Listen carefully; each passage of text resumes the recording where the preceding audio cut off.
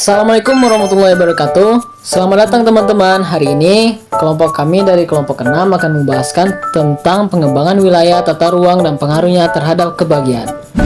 Kami tim penyusun terdiri dari Yafi Satrio Harman, Yasir Zaid, Al-Shige Arfian, dan Zaki Mubarak. Mari kita mulai. Daftar isi. Di bagian ini kita mempunyai 5 poin utama.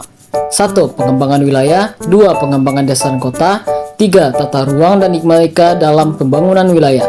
4. Indeks kebahagiaan sebagai hasil pembangunan wilayah.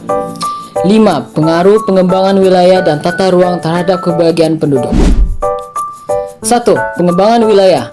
Apa sih pengembangan wilayah itu? Pengembangan wilayah adalah proses perencanaan dan strategi untuk meningkatkan kualitas hidup di suatu daerah. Tujuannya, pemerintahan pembangunan biar nggak ada ketimpangan antara daerah maju dan daerah tertinggal. Meningkatnya daya saing wilayah, baik dari segi ekonomi, budaya, maupun teknologi. Dan pastinya meningkatkan kesejahteraan masyarakat. Faktor yang mendukung pengembangan wilayah dan ada tiga. 1. Infrastruktur seperti jalan, listrik, dan fasilitas umum. 2. Sumber daya alam yang dikelola secara bijak dan berkelanjutan. 3. Teknologi inovasi untuk mendorong innovasi dan kreativitas. 2. Pengembangan desa dan kota. Transformasi desa ke kota adalah topik menarik. Ini melibatkan proses urbanisasi dan modernisasi, di mana desa mulai berkembang jadi lebih maju.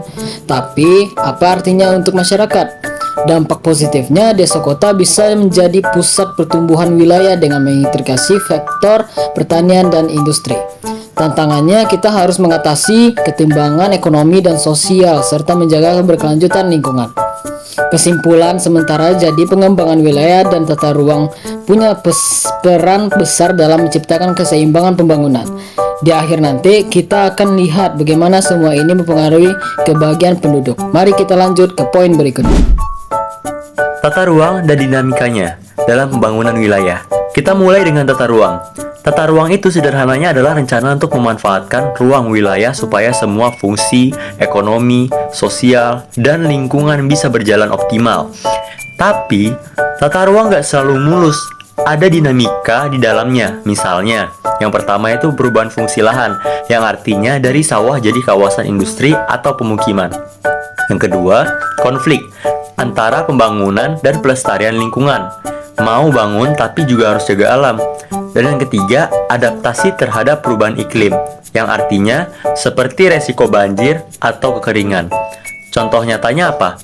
Ada zonasi untuk industri perumahan dan konservasi, jadi semuanya punya tempat sesuai dengan fungsinya.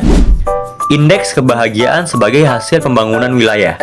Sekarang kita bahas indeks kebahagiaan. Indeks ini bukan cuma tentang uang, tapi juga aspek-aspek lain seperti yang pertama kesejahteraan materi, yang artinya ekonomi dan kebutuhan dasar terpenuhi. Dan yang kedua, relasi sosial. Artinya apa? Interaksi yang harmonis antar warga. Yang ketiga, lingkungan hidup, yang berarti lingkungan yang sehat dan juga nyaman. Kenapa ini penting? Kalau pembangunan wilayah direncanakan dengan baik, hasilnya adalah masyarakat yang lebih bahagia.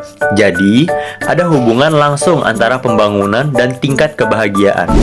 Selanjutnya, pengaruh pengembangan wilayah dan tata ruang terhadap kebahagiaan penduduk. Apa pengaruhnya? Ada pengaruh positif seperti yang pertama, infrastruktur yang baik bikin hidup lebih mudah, akses lebih lancar. Dan yang kedua, penataan ruang yang rapi bisa mengurangi stres, misalnya jalan nggak macet ataupun punya taman kota. Dan yang ketiga, kualitas hidup meningkat karena adanya ruang hijau yang bikin segar.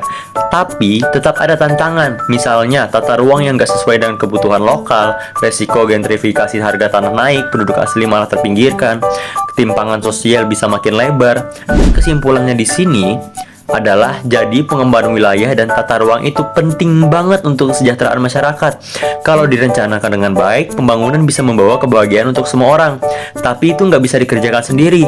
Harus ada kerja bareng antara pemerintah, masyarakat, dan sektor swasta supaya membangun benar-benar inklusif dan berkelanjutan. Sekian dari presentasi kami. Selebihnya mohon maaf semisal ada kesalahan, tolong dibicarakan baik-baik, bukannya malah pergi mencari yang lebih baik. Kami akhiri dengan wabillahi taufiq wal hidayah. Wassalamualaikum warahmatullahi wabarakatuh.